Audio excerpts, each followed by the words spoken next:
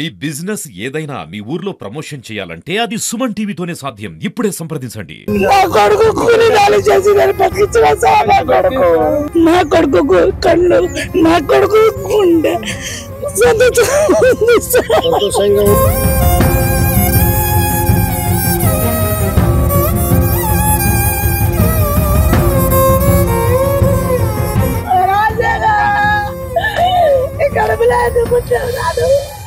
Hi, hello, నమస్తే, welcome to Suman TV.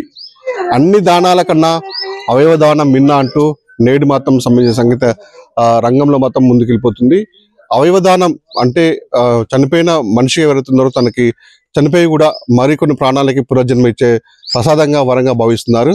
అయితే మహబూబాబాద్ జిల్లా ఈలపు తులసివారు వేమునూరు ఉన్నటువంటి తండాలో చిన్న కృష్ణాపురం తండాలో అంటే చదువుకోవడానికి హైదరాబాద్కి వెళ్ళినటువంటి అజ్మీరా రాజశేఖర్ అనే వ్యక్తి ఈ నెల 21వ తారీఖున హైదరాబాద్ లో ద్విచక్ర వాహనంపై వెళ్తుండగా అంటే వేరే బండి వచ్చి తనకి ఢీకొనడంతో అక్కడే కొంచెం బ్రెయిన్ డెడ్ అయి మొత్తం హాస్పిటల్లో చికిత్స పొందాడు. ఈ నెల అంటే మే 23వ తారీఖు నాడు 21 నుంచి 23వ తారీఖు వరకు హాస్పిటల్లో ప్రాణాపాయ స్థితి ఉండడంతో తనకి బ్రెయిన్ డెడ్ అయిందని చెప్పేసి డాక్టర్ నిర్ధారించారు. ఈ క్రమంలో తను ఎలాగైనా మరణిస్తాడో అని ముందే నిర్ణయించుకున్నటువంటి కుటుంబ సభ్యులు కూడా చాలా రోధిస్తున్నారు. ఎందుకంటే తన కొడుకు ఎలా బ్రతికుండాడు కదా అని చెప్పేసి ఈరోజు తెలంగాణ నేత్ర మరియు అవయవానికి సంబంధించినటువంటి ఒక బృందం తండాకు చేరుకొని వాళ్ళ తల్లిదండ్రులతో మొత్తం మాట్లాడి కూర్చోబెట్టి తన కొడుకు ఎలాగో ఉండడు కదా, మరి ఈ కొడుకు లేని నేపథ్యంలో కూడా తనకు ఉన్నటువంటి అవయవాలు ఏవైతే ఉన్నాయో, నేత్రాలు, కాలేయం, ఇతరాత్ర ఏవైతే ఉన్నాయో సంబంధించినటువంటి ఆ భాగాలు కూడా వేరే వారికి అంటే ఆ ఆపద ఉన్న వారికి అందిస్తే మీ కొడుకు బతికున్న ప్రతిరూపంగా వాటిని చూసుకోవచ్చు అని చెప్పేసి వాళ్ళకి అవేర్నెస్ కల్పించి వాళ్ళకి ఒప్పించారు. వాళ్ళు కూడా ఒప్పుకున్నారు. ఎందుకంటే తన కొడుకు ఎలాగో చనిపోతున్నాడు కదా, తనకు కొడుకు చనిపోయినా కూడా తను ప్రతిరూపంగా ఉన్నటువంటి మేము కన్నీపించి అపురూపంగా చూసుకున్నటువంటి తన శరీరం ఆ భాగాలు కూడా నా కొడుకు సంబంధించిన చెప్పేసి వాళ్ళకి నిన్న అవయవాన్ని వాళ్ళకి ఇచ్చారని తెలుస్తుంది. మరి ఆ కొడుకు తన కళ్ళ ముందు లేడు కదా, ఆ భాగాలు ఇచ్చేటప్పుడు వాళ్ళ ఆవేదన ఏంటి, వాళ్ళు భావోద్వేగం ఏంటి అనే తల్లిదండ్రులు కూడా తన ఫోటో పెట్టుకుని రాజశేఖర్ ఫోటో పెట్టుకుని రోధిస్తున్న విజువల్స్ మనం చూసుకోవచ్చు. ప్రస్తుతానికి మనం తల్లిదండ్రులు మనతో పాటు ఉన్నారు. అసలు ఏంటి విషయం అనేది వాళ్ళ మాటలు అడిగి తెలుసుకునే ప్రయత్నం చేద్దాం. అమ్మా చెప్పమ్మా, అసలు కొడుకు ఎంతమంది అమ్మా నీ పిల్లలు? ఇద్దరు కొడుకులు సార్. నా పెద్ద కొడుకు సార్ కూలి చేసి బతికించింది సార్. నా కొడుకు నాకు తిండి లేదు సార్. నా కడుపుకు తిండి లేకుండా నా కొడుకు సాధిన సార్. నా కొడుకు కూలి నాలు చేసి నేను బతికించిన సార్. నా కొడుకు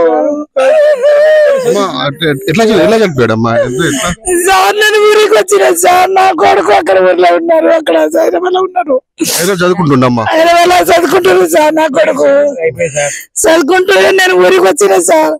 తిన్నరా బిడ్డ అన్నాడు. తిన్నామ్మా. చిన్న తమ్ముడు అన్నం కూర వండినమ్మా తిన్నాడని అంటే బయట వెళ్ళకున్నానా, ఇందులో పట్టుకున్నానా, నేను రేపు వచ్చేస్తానంటే అమ్మ మంచిగా రామ్మా, నువ్వు ఏం తొందర పడకు రావద్దమ్మా అని అన్నాడు. అది సరే బేట మీరు తిని బతుకు ఉండి బేట నేను వచ్చేస్తా రేపు పొద్దున అని చెప్పిన సార్. నేను అప్పుడే పొద్దున అని అంటే కొద్దిసేపు ఇక్కడ తిని ఇట్లా పండుకున్నా సార్. ఫోన్ వచ్చింది సార్. ఫోన్ వచ్చే రాజశేఖరు మీరు ఏమవుతారు అని అంటే రాజశేఖర్ నా కొడుకు సార్. నేను కొడుకు అని అంటే అమ్మ ఇక్కడ యాక్సిడెంట్ అయ్యారని అన్నారు. యాక్సిడెంట్ అయ్యారంటే కొద్దిగా దెబ్బ తాకిందా ఇంత అని అంటే అమ్మ కొద్దిగా సీరియస్ గా ఉన్నారని చెప్పారు సార్.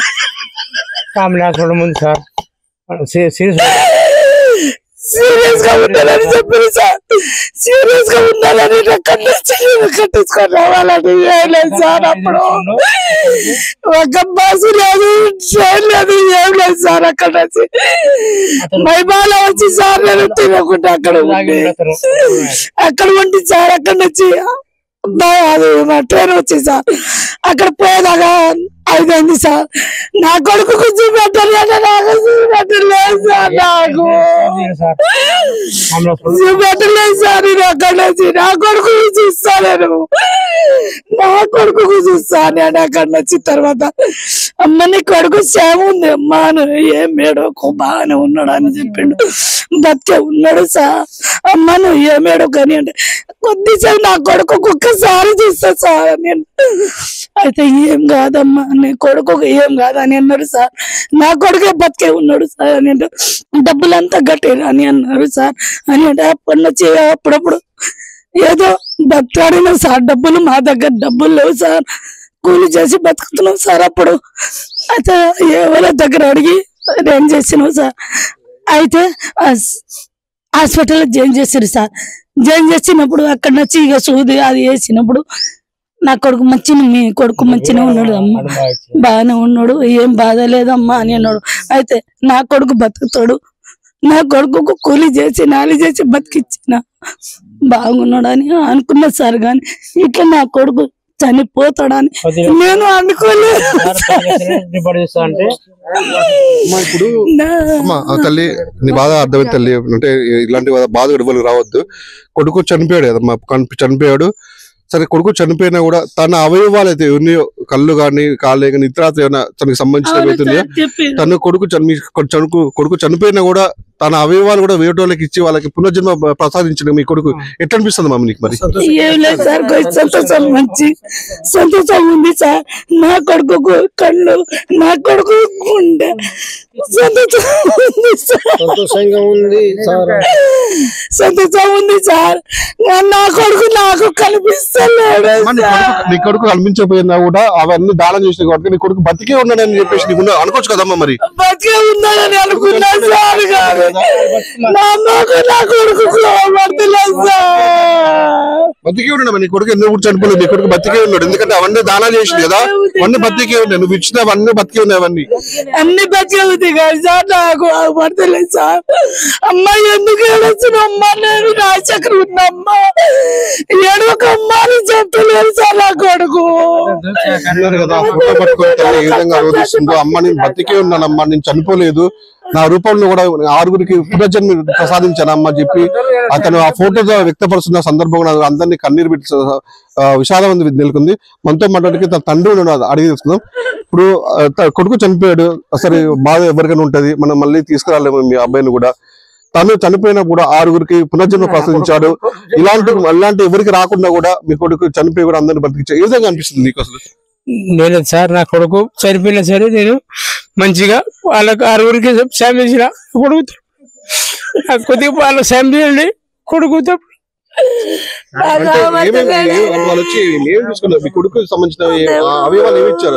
కిడ్నీ ఇచ్చాం సార్, లివర్ ఇచ్చాం సార్, మూత్రపిండాలు ఇచ్చినాం, కళ్ళు ఇచ్చినాం సార్, అన్ని ఇచ్చినాం. అంటే నీ కొడుకు మంచి బతికే ఉన్నాడు కదా? కొడుకు బతుకున్నాడు, మనుషులు బతుకున్నాడు. నాకైతే వాళ్ళ తరఫున కొద్దిగా సాయం ఉంటే బంధం చేయండి. చూడండి, ఇది ఒక పేద కుటుంబం, పాప వాళ్ళు కష్టం చేసుకొని తన కొడుకులని ఉన్నత స్థాయి చదవాలని చెప్పేసి హైదరాబాద్ పంపించిన నేపథ్యంలో అంటే ఒక ప్రమాదం, ఆ ద్విచక్ర నేపథ్యంలో ఒక ప్రమాదానికి గురై చనిపోయడం తెలిసింది. తను చనిపోవడం కాకుండా 6గురికి పునర్జన్మ ప్రసాదించాడు. మాది పేద కుటుంబం, వాళ్ళని ఆదుకోవాలని చెప్పేసి పాప వాళ్ళు రోధిస్తూ చెప్తున్న పరిస్థితి. మనతో మాట్లాడుకుంటున్న స్థానికులు అడిగి తెలుసుకుని ప్రయత్నిద్దాం. ఈ రోజు వాళ్ళు కూలీ నాలి చేసుకుని హైదరాబాద్ నగరంలో జీవిస్తున్నారు. కొడుకు యాక్సిడెంట్ లో చనిపోవడం వల్ల చాలా రోధిస్తున్నారు. కానీ స్థానిక ఎమ్మెల్యే గారు కూడా వస్తానని చెప్పి రాకపోవడం చాలా బాధాకరమైన విషయం. ఇక్కడ ఎంపీ గారు కూడా రావాలి. ఇలాంటి సంఘటనలు మన గిరిజన దాంట్లో ఎవరు ఇయ్యరు, కానీ వాళ్ళు ముందుకొచ్చి నా కొడుకు చస్తూ ఒక 6గురికి ప్రాణదానం చేస్తుండని ముందుకొచ్చిన తల్లిదండ్రులు బాధలో ఉన్నా కూడా ఒక 6గురికి ఉపయోగపడ్డారని చాలా ఒక పరంగా సంతోషించినా కూడా బాధ ఉంటది కొంచెం తల్లిదండ్రులకు. కానీ ఇక్కడ ఉన్న ఎమ్మెల్యే గారు కూడా రాకపోవడం అది మాకు చాలా బాధాకరమైన విషయం. వస్తారని అనుకున్నాం, రాకపోవడం చాలా బాధాకరమైన విషయమే. కానీ మీ సుమన్ టీవీ ద్వారా మరి మన సీఎం గారి కానీ ఎంపీ గారి కానీ మరి స్థానిక ఇక్కడ ఎమ్మెల్యే గారికి కూడా తెలవాలని మేము మనస్ఫూర్తిగా కోరుకుంటూ ఆ కుటుంబాన్ని కొంచెం ఆధారంగా ఆదుకోవాలని, ఆర్థికంగా కూడా ఆదుకోవాలని కూడా మనస్ఫూర్తిగా మేము కోరుకుంటూ మా తెలంగాణ గిరిజన పోరాట సమితి తరఫున కోరుకుంటున్నాను నేను. కానీ వాళ్లకు ఎట్టు పరిస్థితుల్లో కూడా ప్రభుత్వం కూడా కొంచెం హెల్పింగ్ చేయాలన్నది మా ఉద్దేశం. ఇలాంటి త్యాగం ఎవరు చేయరు, కానీ మా రాజశేఖర్ చనిపోతూ ఒక 6గురికి ప్రాణదానం ఇచ్చాడు కనుక మరి ప్రభుత్వం కూడా దీనిపై వెంటనే స్పందించి ఆ కుటుంబాన్ని ఆదర్శనగా చూడండి. ఇల్లు కూడా లేదు పాపం, వాళ్ళకు చిన్న ఇల్లులో నివసిస్తున్నారు, కూలి పని చేసుకుంటున్నారు.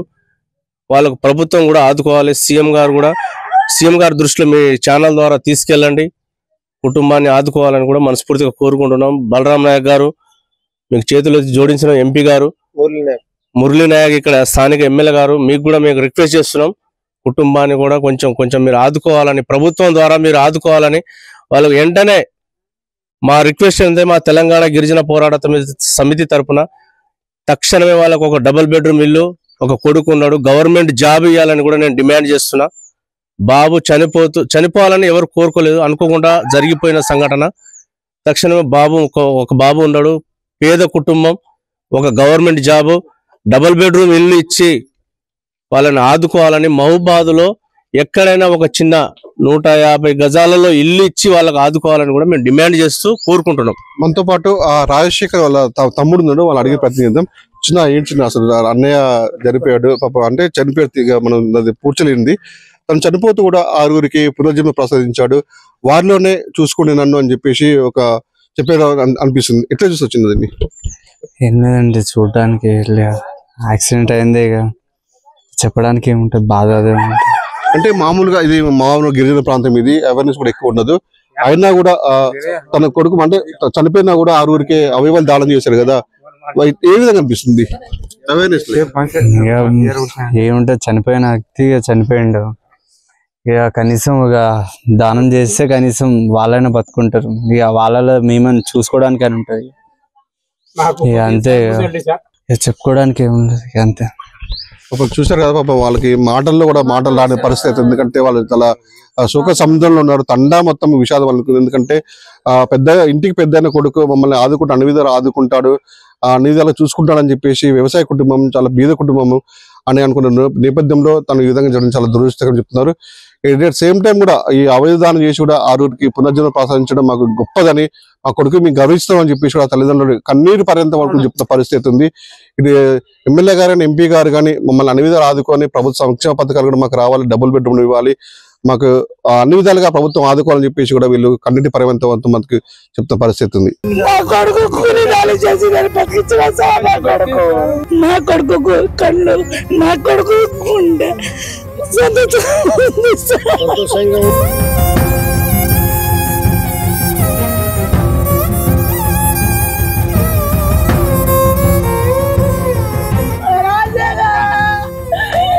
కడుపులో